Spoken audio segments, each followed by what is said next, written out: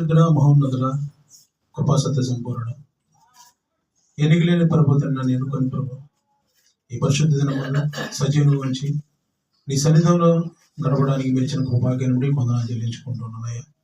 తండ్రి ఏ యోగ్యత అయినప్పటికీ తండ్రి నన్ను ప్రేమించి ఈ విధంగా తండ్రి నిలబెట్టి ప్రభు మీ మాట ప్రకటించడానికి మీరు ఇచ్చిన కృపను మీకు వందనాలు చెల్లించుకున్నానయ్యా. అయ్యా నేనేదో మాట్లాడటానికి యోగ్యుని కానయ్యా, మీరే నన్ను నడిపించి నీ ఆత్మజానాలు నిండుగా ముందుకు దయచేసి మీ బిడ్డలో కావాల్సిన మాటలతో నా ద్వారా పలికించి మీరే మేము పొందమని అడుగుకుంటాం. చెప్పబడుతున్న మాటలన్నీ తండ్రి అర్థం చేసుకున్న జ్ఞానం నాకు మాకందరూ దయచేయమని అడుగుకుంటాం. సమస్తాన్ని మీకు అప్పగించుకుంటాం. యేసుక్రీస్తు శ్రేష్టమైన నామమున ప్రార్థనలను అప్పగించుకుంటున్నాం మా ప్రియబడులు తండ్రి. ఆమేన్. మంచిదండి. ఈరోజు మనం మాట్లాడుకున్న అంశం విధేయత. ఏంటంటే విధేయత. విధేయత అంటే లోబడటం. ఎవరికి లోబడటం? పిల్లలు, చిన్నపిల్లలు ఉంటా ఉన్నారు. వారు ఏం చేస్తూ ఉంటారు? తల్లిదండ్రులకి విధేయత చూపుతూ ఉంటారు, విధేయులై ఉంటా ఉంటారు. అందరూ ఉంటారు ఆ విధంగా. పిల్లలు చిన్నపిల్లల నుంచి కొంత వయసు వచ్చే వరకు విధేయత చూపుతూ ఉంటారు. విధేయత చూపుతూ ఉంటారు. వయసు పెరిగింది, తప్పిపోతారు దారి. ఎందువల్ల తప్పిపోతూ ఉంటారు? మన క్రైస్తవ కుటుంబాల్లో ఆలోచిద్దాం విషయం, బయటకు వద్దండి. పిల్లల్ని ఎంత చక్కగా పెంచుతూ ఉంటాం మనం. నా పిల్లలు నా మాట వినాలి, నా పిల్లలు దేవుళ్ళు ఎదగాలి అని చెప్పేసి ఎంతగానో తాపత్రయపడతా పెంచుతూ ఉంటాం పిల్లలు మనం. అవునా కదా? మనం ఆ విధంగా దేవుణ్ణి ఉండగలుగుతున్నామా? దేవుడికి విధేయత చూపే విధంగా ఉంటున్నాం మనం? ఉంటున్నామా? అసలు చిన్నపిల్లల గురించి దేవుడు ఏం చేద్దాం ఒకసారి. ఎఫెసీయులకు రాసిన పత్రిక 6వ అధ్యాయం 1వ వచనం. ఎఫెసీయులకు రాసిన పత్రిక 6వ అధ్యాయం 1వ వచనం. పిల్లలారా ప్రభువునందు మీ తల్లిదండ్రులకు విధేయులై ఉండుడి, ఇది ధర్మమే. ఎవరు చెప్తున్నాడండి? పిల్లలారా ప్రభువునందు మీ తల్లిదండ్రులకు విధేయులై ఉండుడి, ఇది ధర్మమే. ఏది ధర్మం? విధేయులు ఉండడం ధర్మం. ఎవరికి ధర్మం? పిల్లలకి.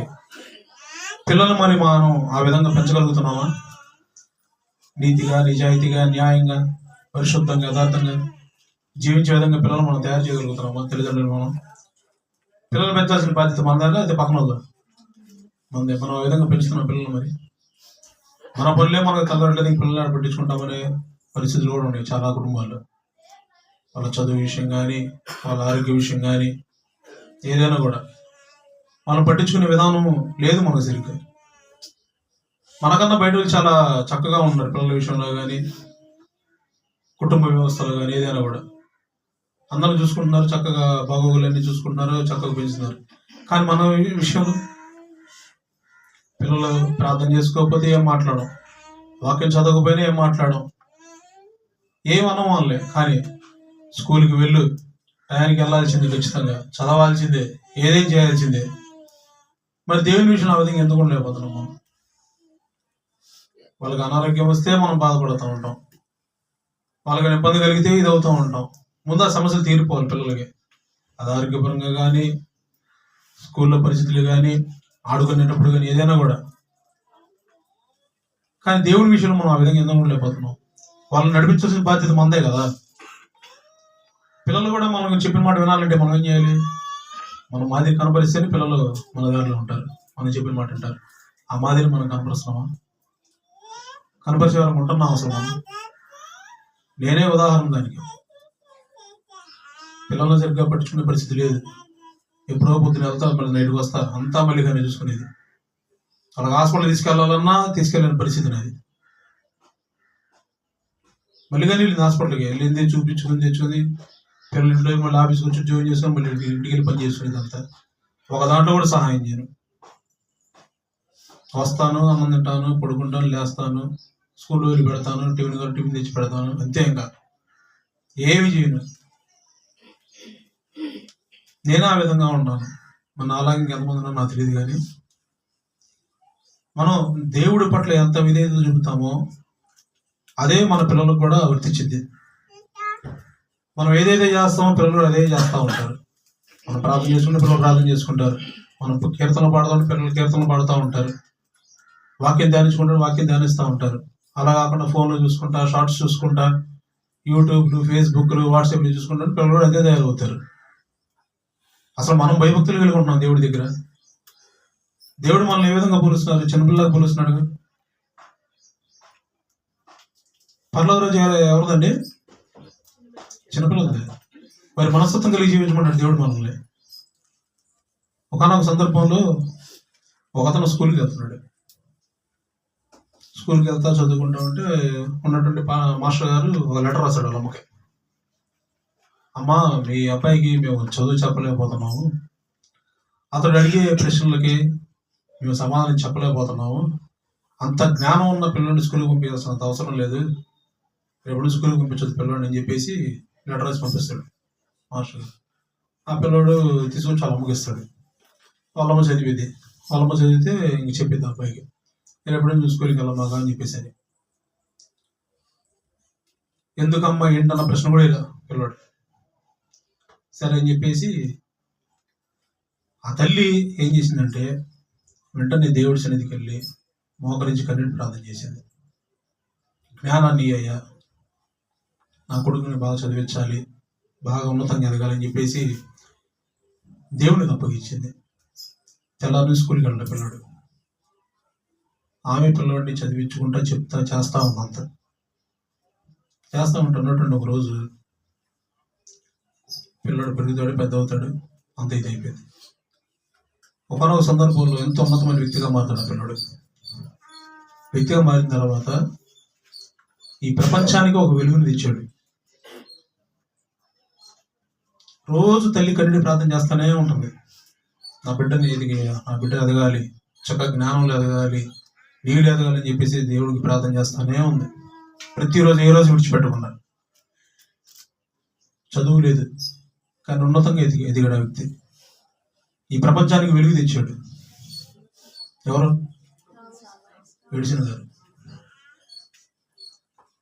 ఎడిసన్ గారు ఆ విధంగా వెలుగు కనిపెడడానికి ఏంది కారణం? మరి మాస్టర్ గారు ఎందుకు ఆ విధంగా చెప్పాడు?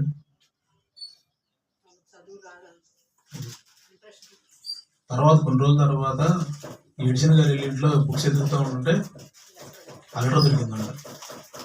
ఆ లెటర్ చదివితే ఈ కొడుకు దేనికి పనికిరాడు, చదువు దండగా, అనవసరం అసలు అప్పుడు స్కూల్కి రావడం, మీకు డబ్బులు దండగా అని చెప్పి చెప్పాడంట.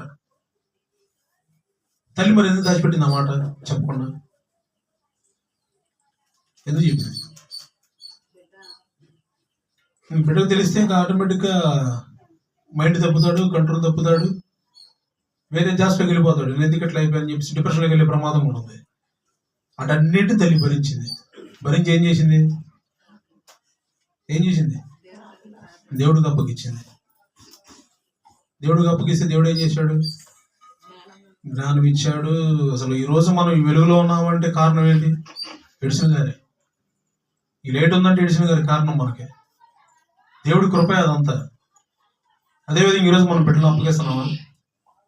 ఏ గాడికి వాళ్ళు చదవట్లేదు, మంచి మార్కులు తెచ్చుకోవట్లేదు, ర్యాంకు తెచ్చుకోవట్లేదు, ఇదే గోల తప్పితే ప్రభు ఆ పిల్లల్ని నీళ్ళు ఎదగడానికి, నీలో ఆనందించడానికి, నీలో పెంచడానికి మాకు జ్ఞానం దయచేయ ప్రార్థన చేస్తారనుకుంటున్నాం.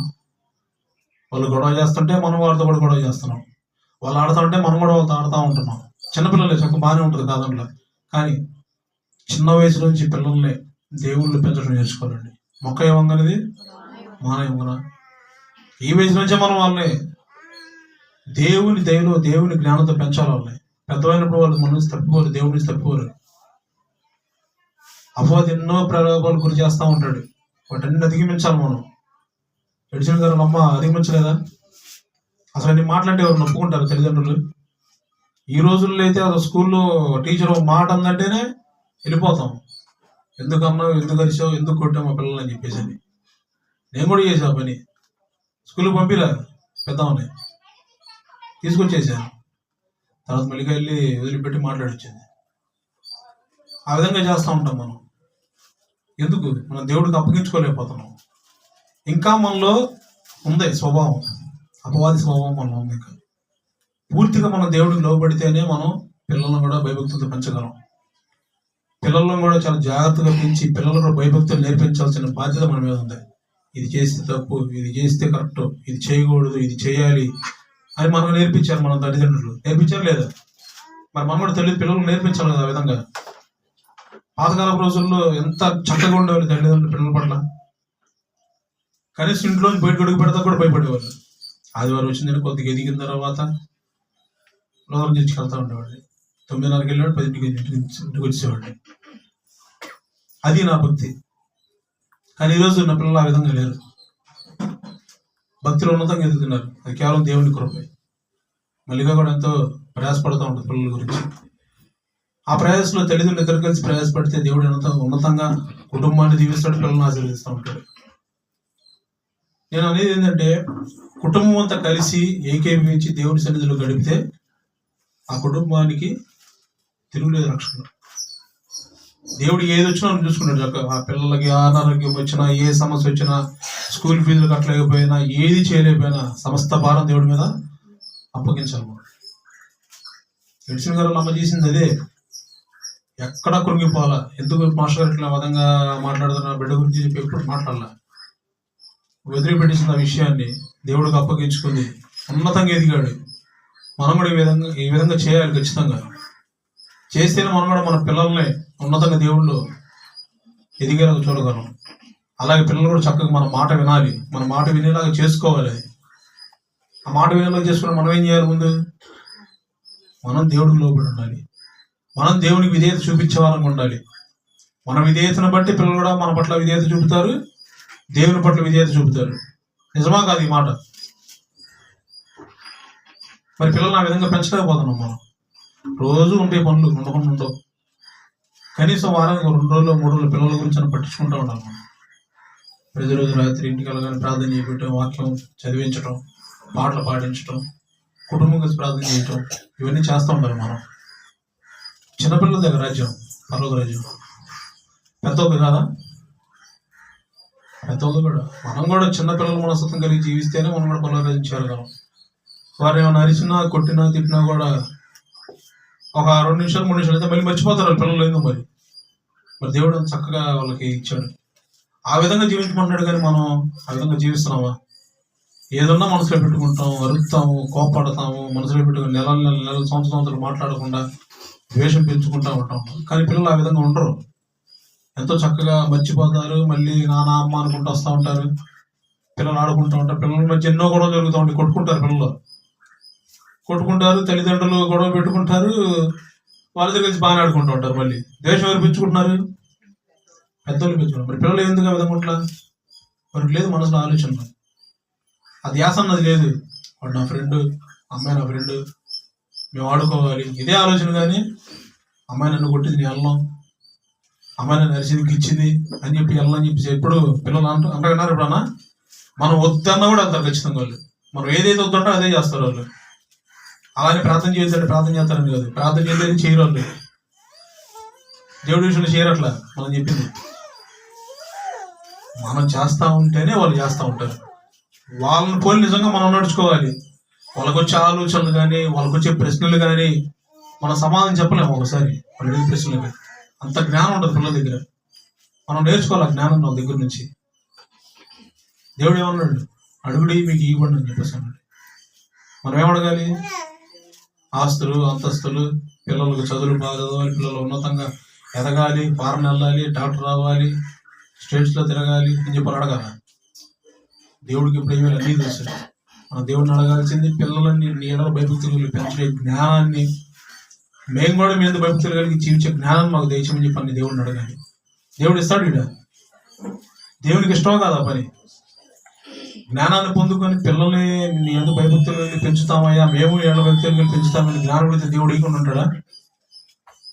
మనం నిజంగా యథార్థంగా దేవుడి సన్నిధిలో మోకరించి ప్రార్థన చేసి జ్ఞానాన్ని అడిగి ఖచ్చితంగా దేవుడు ఇస్తాడు. సొలొమోను గారికి ఇవ్వలేదు జ్ఞానం? ఆయన అడిగాడా? ఆయన అడగాల్సింది ఏంది? అసలు ఈ రాజ్యాన్ని పరిపాలించడానికి నాకు ఆస్తులు, పాస్తులు, అంతస్తులు అన్ని ఇవ్వని చెప్పి ఆయన అడగాలి. కానీ అడిగాడా? ఈ ప్రజలను పరిపాలించడానికి జ్ఞానం దయచే అన్నాడు. దేవుడు ఏం చేశాడు? జ్ఞానాన్ని ఇచ్చాడు. జ్ఞానంతో పాటు ఆశీర్వాదాలన్నీ ఇచ్చాడు. ఆ రాజ్యాన్ని పరిపాలించే జ్ఞానాన్ని ఇచ్చాడు. అటువంటి జ్ఞానాన్ని మనకి ఎవడా దేవుడు అడిగితే యథార్థ హృదయంతో పిల్లల్ని ఎంత ఉన్నతంగా పెంచితే ఈ రోజుల్లో ఎంత డబ్బు సంపాదించి ఎంత బాగా చదివిస్తే అంత గొప్ప. తర్వాత పిల్లలు దారి తప్పిపోతారు. తప్పిపోయారు లేదు ఎంతోమంది పిల్లలు డబ్బులు చూసుకొని అహంకారంతో గర్వంతో ఎంతోమంది రోడ్డు చూస్తూ ఉంటారు. చాలా మంది పిల్లలు తల్లిదండ్రుల మాట వినకపోగా వాళ్ళు చెప్పింది చేయకపోగా ఇష్టానుసారంగా తిరగటం, కార్లు వేసుకొని బళ్ళు వేసుకొని. ఈ మధ్య పిల్లలు కొత్తగా డ్రగ్స్ అలవాటు పడ్డారు. నేను ఒక అమ్మాయి గుంటూరులోనే డ్రగ్స్కి అలవాటు పడిందంట. Intermediate first year. ఎవడో అతను చాలా వాట్సాప్లో పరిచయం అయితే మెసేజ్ చేసుకుంటూ వెళ్ళిందంట. చేసుకుంటూ వెళ్తా ఇంకా డ్రగ్స్ అలవాటు చేసాడు చిన్నగా. ఎవరి లోపం అది? ఎవరి పర్యవేక్షణ లోపం? తల్లిదండ్రుల లోపం. తల్లి హైదరాబాద్లో ఉంటుంది, తండ్రి ఎక్కడ ఉంటాడు. పిల్లలు ఎవరు పట్టించుకుంటారు? అమ్మాయి దారి తప్పిపోయింది. ఫస్ట్ ఏముంటుంది వాళ్ళకి అసలు ఆలోచన? అసలు డ్రగ్స్ అంటే ఏంది, అది తీసుకుంటే ఏమైంది, తీసుకోకపోతే ఏమైంది అని చెప్పి ఆలోచన ఉంటుందా? వాళ్ళ అమ్మాయికి ఇద్దరు గొడవ జరిగింది. ఆ ప్రవర్తన మార్పు రావడం వల్ల వాళ్ళ అమ్మకు నుంచి వచ్చేసి అమ్మాయిని కనిపెడితే ఎవరిని లవ్ చేస్తుందని చెప్పేసి డౌట్ వచ్చి అంతా చూసుకున్నారు. గొడవ జరిగింది. తర్వాత వాట్సాప్ చాట్ అంతా చూస్తే డ్రగ్స్ గురించి వచ్చింది మొత్తం. నేను ఎస్పీ గారు గవర్నమెంట్ హాస్పిటల్ వాళ్ళ అమ్మని పరామర్శించి విషయాలు తెలుసుకొని అమ్మాయి బుకాయించింది. మమ్మల్ని నాకు ఇష్టం లేని పెళ్లి చేద్దాం అనుకుంటారని చెప్పేసి. అంత జ్ఞానం నుంచి వచ్చింది పిల్లలకి. ఎవరిచ్చారా చనువు? తల్లిదండ్రులు ఇచ్చిన చనువు ఏది? తల్లి ఒక చోట, తండ్రి ఒక చోట, బిడ్డలో ఒక చోట. ఏమన్నా భయం ఉంటుంది పిల్లలకి? ఇంకా ఆ విధంగా తయారైంది అమ్మాయి. ఈరోజు బయటకు వచ్చింది ఆ విధంగా అమ్మాయి. డ్రగ్స్ నుంచి బయటికి రావడం అంటే సామాన్య విషయం కాదండి. అది చాలా ప్రమాదకరమైనది. అది ప్రతి వారం ఏదో ఒకటి ప్రోగ్రాం చేస్తానే ఉన్నారు. ఆ డిపార్ట్మెంట్ వాళ్ళు కానీ పోలీసు వాళ్ళు కానీ అందరూ అవగాహన కల్పిస్తున్నారు. అంత అవగాహన కల్పిస్తున్నా కూడా పిల్లలు దారి తప్పుతున్నారు. డ్రగ్సే కాదు, చాలా విషయాలు పిల్లలు తప్పిపోతున్నారు. మనం అనుకున్నంత ఇదిగా పిల్లలు ఉండరండి. చిన్న వయసు నుంచి కొంత వయసు వచ్చేంత వరకు చక్కగా ఎదుగుతారు, మనలో ఉంటారు, మన దగ్గర ఉంటారంతా. ఎప్పుడైతే కొంత వయసు అనేది వచ్చిందో ఆ వయసు తర్వాత పిల్లల్ని చాలా జాగ్రత్తగా గమనించాము. 10th క్లాస్ ఈ రోజుల్లో అసలు క్లాస్ అనేది సంబంధం లేదు, వయసుతో సంబంధం లేదు. ఏ వయసు అయినా కూడా పిల్లలు తప్పిపోతున్నారు. మనంత జాగ్రత్తగా ఉన్నా కూడా తప్పిపోతున్నారు. ఎందువల్ల? పర్యవేక్షణలో మనం చూసుకుంటే కదా పిల్లల్ని తెలిసేది వాళ్ళు ఏ విధంగా ఉంటున్నారు, ఏ విధంగా ప్రవర్తిస్తున్నారు. ఎప్పుడైనా గమనించాం మనం పిల్లల ప్రవర్తన? ఆ ప్రవర్తన గమనిస్తూ ఉంటేనే పిల్లలు మన దగ్గర ఉన్నారా, మన త్రోవలో ఉన్నారా, తప్పు త్రోవలో ఉన్నారా అనేది కనిపెట్టగలం మనం. మనల్ని కూడా దేవుడు ఆ విధంగా కనిపెట్టబట్టి ఈరోజు ఆ విధంగా ఉన్నాం మనం. ఈరోజు ఈ దేవుడి సన్నిధిలో గడుపుతున్నామంటే దేవుడు మనల్ని చూస్తున్నాడు కాబట్టే. మనం కూడా త్రోవ తప్పి తిరిగాం చానాళ్ళు. కానీ ఈరోజు దేవుడి గురించి తెలుసుకున్నాం, దేవుని త్యాగాన్ని తెలుసుకున్నాం. త్యాగాన్ని తెలుసుకొని మనం మార్పు నుండి క్రీస్తు రక్తంలో కడగబడి దేవుడి సన్నిధిలో మనం ఉండగలుగుతున్నాం. ఎవరు పర్యవేక్షిస్తున్నారు మనల్ని? దేవుడి పర్యవేక్షణ ఉన్నాం కాబట్టి ఈ విధంగా మనం ఉండగలుగుతున్నాం.